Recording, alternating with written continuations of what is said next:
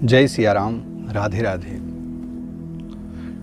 शास्त्रों में वर्णित है पुन्नाम नरकात् त्रायतेति पुत्रः। पुत्र शब्द की व्युत्पत्ति ही ऐसे हुई है कि जो पुम नामक नरक से उद्धार कर दे पितरों का। और नरकों की बात न करके मैं एक सामान्य जीवन की बात करता हूँ। तो हमारे द्वारा किए गए जो पुण्य कर्म हैं या जो हम धर्म कर्म आदि या जो विधान हम अपने घर में करते रहते हैं, उनको जो आगे बढ़ाए वो पुत्र है। हमारी चलाई हुई परंपराओं का जो निर्वहन करता रहे वो पुत्र है।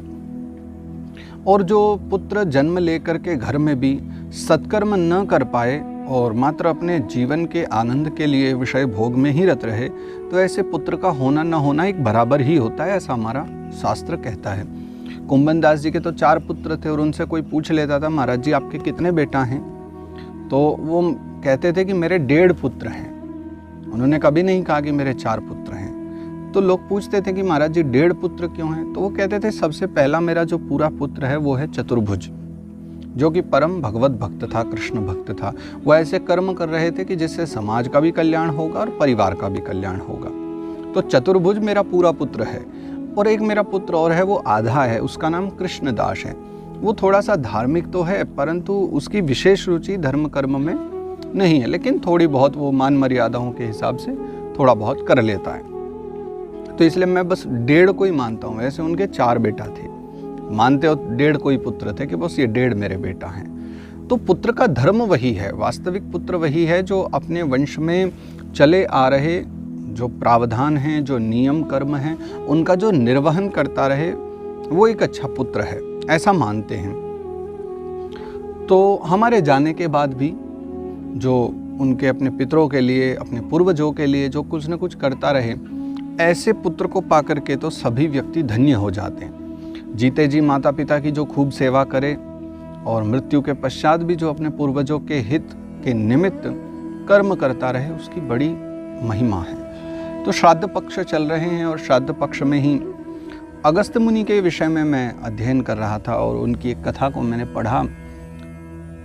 बड़ी दिव्य कथा है कि अगस्त्य जी जैसे परम तपस्वी ऋषि, ऐसे ऋषि को तो संभवतः किसी जीवन में कुछ कर्म की या धर्म की आवश्यकता नहीं होगी। कुछ लोग हमारे समाज में हैं जो कहते हैं कि अरे साहब हम तो माला फेर लेते हैं, राम राम भज लेते हैं, हो गया हमारा कल्याण, इससे इतर जीवन में और कुछ भी नहीं चाहिए।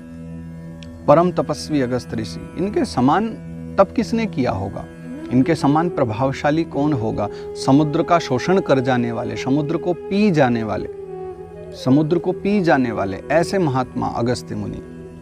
एक बार वो मार्ग में चले जा रहे थे और उन्हें एक गड्ढे में उल्टे लटके हुए कुछ ऋषि दिखाई दिए और दयावश उन्होंने निकट जा करके पूछा कि भगवान आप कौन हैं? आपकी क्या पीड़ा है कि आप गड्ढे में उल्टे लटके हो? आप हमें बता दो। तो वो ऋषि कहने लगे कि हे अगस्त्य, हमने अपने जीवन में बहुत सारा तप किया है, बहुत सारे पुण्य कर्म किए हैं और उन सभी के प्रभाव से हमें दिव्य लोकों की प्राप्ति होने वाली है। परंतु बस कुछ कारण हैं, जिन कारणों के वजह से कुछ ऐसी बातें हैं जिनके वजह से हम अभी तक गड्ढे में लटके हैं और जो हमें मिलना चाहिए हम उनको प्राप्त नहीं कर पा रहे, उन दिव्य लोकों का सुख हम उपभोग नहीं कर पा रहे हैं, बस कुछ कारणों की वजह से। तो अगस्त्य जी ने थोड़ी रुचि दिखाई, उनके मन में आया कि जब इतने तपस्वी हैं कि दिव्य लोक इनको प्राप्त हो सकते हैं, तो फिर गड्ढे में क्यों लटके? तो अगस्त्य मुनि ने पूछा कि भगवान ऐसी क्या बात है कि आप इतने दिव्य कर्मों के बाद दिव्य लोकों की प्राप्ति हो सकती है और उसके बाद भी आप यहाँ गड्ढों में लटके हैं, इसके पीछे का कारण क्या है? तो अगस्त्य मुनि को वो ऋषि बताते हैं कि हे अगस्त्य, हम तुम्हारे पूर्वज हैं और आप जानते हो ना कि जब तक परिवार का वंश आगे न बढ़े, परिवार में कोई पितृ तर्पण आदि देने वाला न हो, तो पितरों को थोड़ा सा कष्ट रहता है। ये बात तुमने अब तक पढ़ी होगी, आज तुम प्रत्यक्ष देख सकते हो। हम तुम्हारे पूर्वज हैं और दिव्य कर्मों के बाद भी, पुण्य कर्मों के बाद भी हमारी सद्गति नहीं हुई है, क्योंकि हमारे वंश को आगे बढ़ाने वाला जो पुत्र है अर्थात तुमने उस वंश को आगे बढ़ने से रोक दिया है।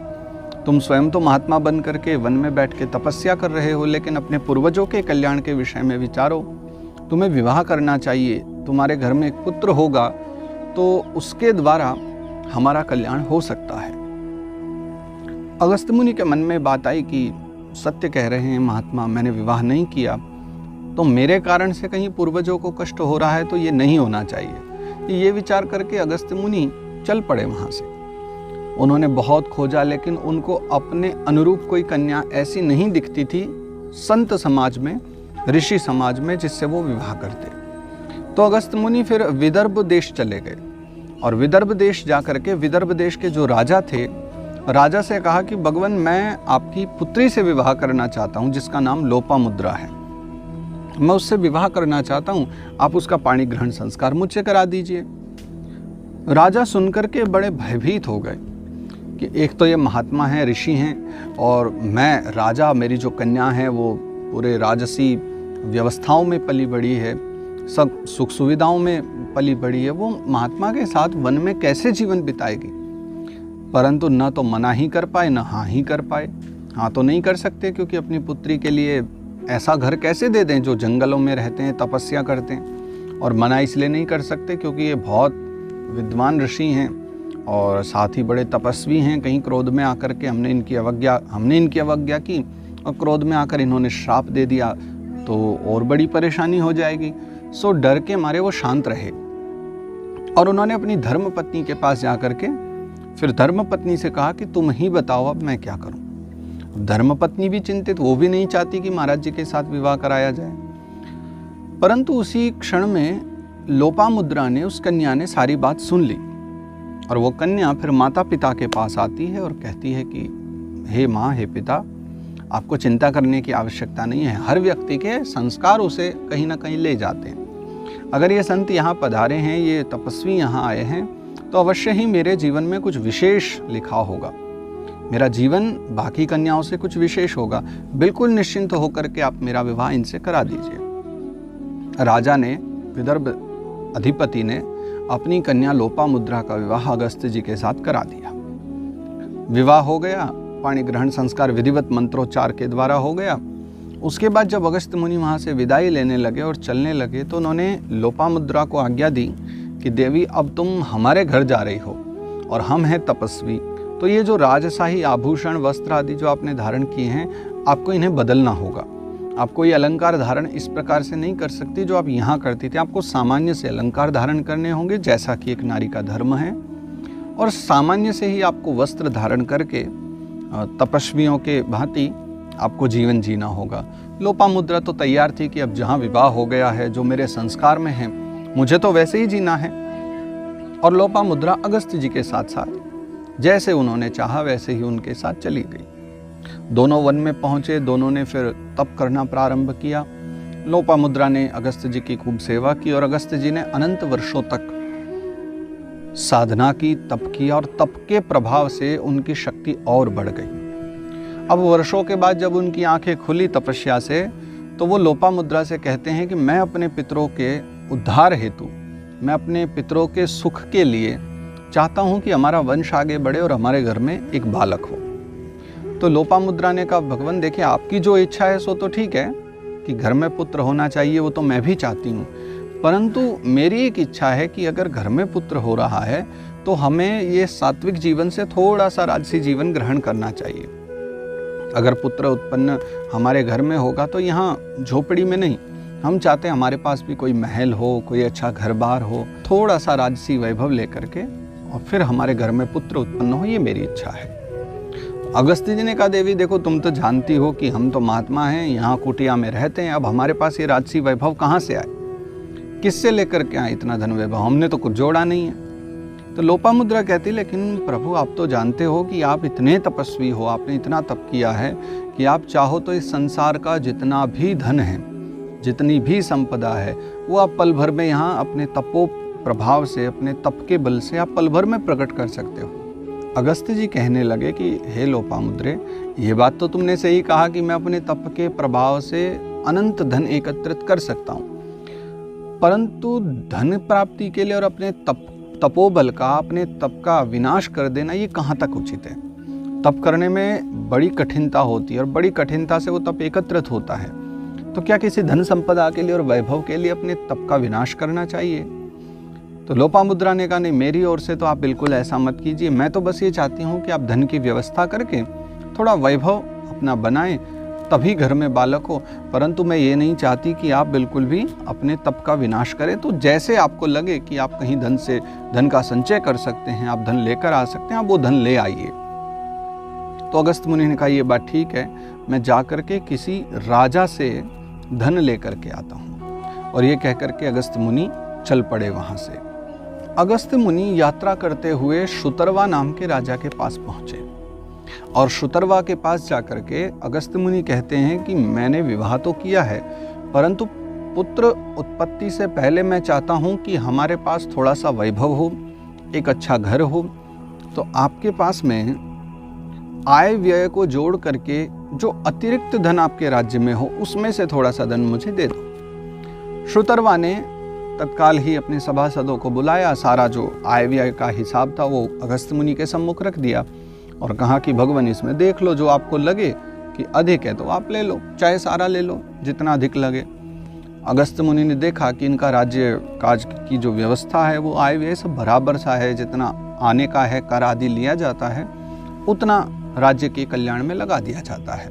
अगर इसमें से मैंने कुछ भी लिया तो राज्य कल्याण में लगने वाला जो धन है वो थोड़ा कम हो जाएगा, और ऐसा मुझे नहीं करना है कि अपने अकेले की शांति के लिए, अपने अकेले के सुख के लिए मैं राज्य की प्रजा का धन ले लूं। तो उन्होंने शुतरवा को साथ लिया और वृद्धनश्व नाम के राजा के पास गए और वहां जाकर के भी उन्होंने वो सब उनके सामने रख दिया कि हमें धन चाहिए, तो आपकी जो भी आपके आय व्यय का हिसाब निकाल करके थोड़ा फालतू आपके पास जो हो, थोड़ा अधिक जो आपके पास हो, आय व्यय का हिसाब लगा करके जो थोड़ा सा अधिक धन आपके पास हो राज्य कल्याण से अलग, उसमें से थोड़ा सा हमें दे दो। वृद्धनश्व ने भी अपने आय व्यय का हिसाब रख दिया। तो अगस्त्य मुनि ने देखा इनका राज्य भी बिल्कुल बराबर, जितना कर आता है उतना ही कल्याण में लगाया जाता है, और राजकोष में जो धन थोड़ा सा अलग से रखा जाता है वो उतना है कि आवश्यकता पड़ने पर, कोई ऐसी परिस्थिति आपातकाल पड़ने पर उसका उपयोग किया जाता है, तो उसको भी लेना बिल्कुल उचित नहीं है। तो शुतरवा और वृद्धनश्व दोनों राजाओं को साथ लेकर के फिर जो सूर्यवंश है, और सूर्यवंश में महाराज पुरुकुत्स के जो पुत्र हैं त्रसदस्यु नाम के जो राजा हैं, उनके यहाँ पर ये तीनों गए, अगस्त्य मुनि, शुतरवा और वृद्धनश्व।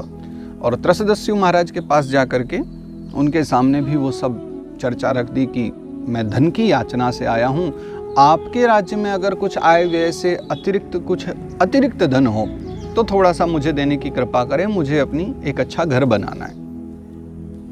त्रसदस्यु महाराज ने भी ला करके आय व्यय का हिसाब रख दिया। ये कथा सुन करके आपको एक बात समझ लेनी चाहिए, आप ध्यान दीजिए इस कथा पे कि क्या कथा चल रही है। ये उस समय की चर्चा जब इतना धन सबके पास रहता था, राज्यों में इतना धन होता था, उसके बाद भी इतनी अच्छी व्यवस्था, एक एक धन का हिसाब, कोई व्यर्थ खाने वाला नहीं, जितना था सब समाज कल्याण में लगने। हमें तो अभी आप एक गली का प्रधान बना दो तो हम अगले दिन जा करके नई गाड़ी खरीद लाते हैं। हमें तो इतनी व्यवस्था चाहिए होती है, पहले अपने खाने की व्यवस्था चाहिए। और एक राजा होकर के त्रसदस्यु महाराज की कभी कथा पढ़े आप, कितने धनवान राजा थे, इन्होंने अपने समाज के लिए, अपनी प्रजा के लिए कल्याणकारी कितने कर्म किए, लेकिन उसके बाद भी संत के सम्मुख कह रहे हैं कि आप देख लो आय व्यय का हिसाब। और वो संत भी बड़े महान, वो कहते हैं अगस्त्य ऋषि की नहीं, मुझे इसमें से कुछ नहीं चाहिए, क्योंकि आपका आय व्यय भी बिल्कुल बराबर सा ही है, इससे भी प्रजा को कष्ट होगा अगर मैंने कुछ लिया तो श्रुतर्वा, वृद्धनश्व और त्रसदस्यु महाराज तीनों राजाओं को लेकर के फिर ये जाते हैं एक राक्षस के पास में, क्योंकि त्रसदस्यु महाराज ने ही बताया कि हमारे यहाँ से कुछ दूरी पर एक इल्वल नाम का राक्षस रहता है, इल्वल नाम का दैत्य रहता है, उसके पास पर अपार धन है, आओ उसके पास चलते हैं। तो ये चारों उसके पास पहुँच गए और इल्वल के पास जाकर के कहते हैं अगस्त्य मुनि कि हे राक्षस राज, हमने सुना है आपके पास धन बहुत है और मुझे अभी संतानोत्पत्ति करनी है, मुझे परिवार बढ़ाना है, मुझे घर बनाना है, मुझे धन की आवश्यकता है, आप थोड़ा धन दे दोगे क्या? इल्वल ने हंस करके कहा कि भगवान मैं धन तो आपको दे दूंगा, परंतु एक शर्त पर दूंगा, आप तो बड़े तपस्वी हैं ना, तो आप बताइए कि मैं आपको कितना धन देना चाहता हूँ, मेरे मन में आपको कितना धन देने की इच्छा है, अगर आपने ये बता दिया तो मैं आपको धन दे दूंगा। तो अगस्त्य मुनि तपो प्रभाव से सब जानते ही थे, मनोभाव जान गए इलवल का, और उन्होंने बता दिया कि ये जो तीनों राजा मेरे साथ आए हैं ना, आप इनको 10,000 गायें और इतनी ही यानी कि 10,000 स्वर्ण मुद्राएं आप देना चाहते हो, और इससे दुगनी आप मुझे देना चाहते हो, साथ ही एक सोने का रथ भी देना चाहते हो, और उसमें 2 बड़े ही वेगवान जो घोड़े हैं वीराव और सुराव नाम के, वो भी आप मुझे देना चाहते हो। तो इलवल ने जब देखा कि अगस्त मुनि जो परम तपस्वी हैं और मेरे मन का भाव इन्होंने जान लिया है, तो सहर्ष ही बड़ा प्रसन्न होकर के उसने अगस्त मुनि को और उन राजाओं को वो सारी संपदा दे दी। और उस संपदा को लेकर के फिर अगस्त मुनि वहाँ से पुनः लोपामुद्रा के पास आते हैं, और आकर के फिर उन्होंने वैभव के साथ में अपना एक भवन बनाया, जहाँ निवास करते हुए उन्होंने लोपामुद्रा से पूछा कि तुम्हें 10,000 परम शक्तिशाली पुत्र चाहिए या उन 10,000 के समान एक ही परम विद्वान और परम बलशाली पुत्र चाहिए। लोपामुद्रा ने कहा एक ही पुत्र की कामना है। तो निकट भविष्य में अगस्त जी के यहाँ एक पुत्र का जन्म हुआ जिसका नाम दृढ़ाश्व हुआ। ये कथा बड़ी परम पवित्र कथा लगती है। एक ऐसे महान राजा जिनकी पुराणों में भी वर्णन आता है, जिनका हमने विभिन्न विभिन्न कथानकों में जिनके विषय में चर्चा सुनी है, जिनके राज्य भंडार सदा भरे रहे, परंतु उसके पीछे की वास्तविकता ये थी कि इनका इतना सुचारू रूप से पालन होता था। हम जो राम राज्य की बात करते हैं वो क्या थी, वो ये व्यवस्था थी। संतों को सम्मान भी किया जाता था, धन भी दिया जाता था, परंतु उसका भी एक आय व्यय रहता था कि इतना यहाँ दे सकते हैं, इतना यहाँ खर्च किया जा सकता है। तो अगर जीवन में ये भी सीखना है तो ये भी हम इन कथानकों से सीख सकते हैं। इतने बड़े राज्य का पालन करने वाले राजा महाराजा भी इतने व्यवस्थित रूप से राज्य का पालन कर रहे थे कि उनके आय व्यय में बराबर का हिस्सा था। जितना आय आ रही थी उतनी ही समाज के कल्याण में दी जा रही थी। तात्पर्य है कि जितना हम समाज से ले रहे हैं, बहुत आवश्यकता है कि कहीं ना कहीं किसी न किसी प्रकार से हमें वो वस्तु समाज में लगानी भी चाहिए और समाज के कल्याण के हित में उसे वापस भी देना चाहिए। क्योंकि फिर वही महात्माओं वाली बात है कि न लेकर के आए थे न लेकर के जाना है, तो जो यहाँ मिलता रहे किसी न किसी रूप में उसे बांटते रहो, किसी न किसी रूप में उसे प्रदान करते रहो, यही सबसे उत्तम है। आप सभी को मेरा सादर प्रणाम। जय श्री राधे।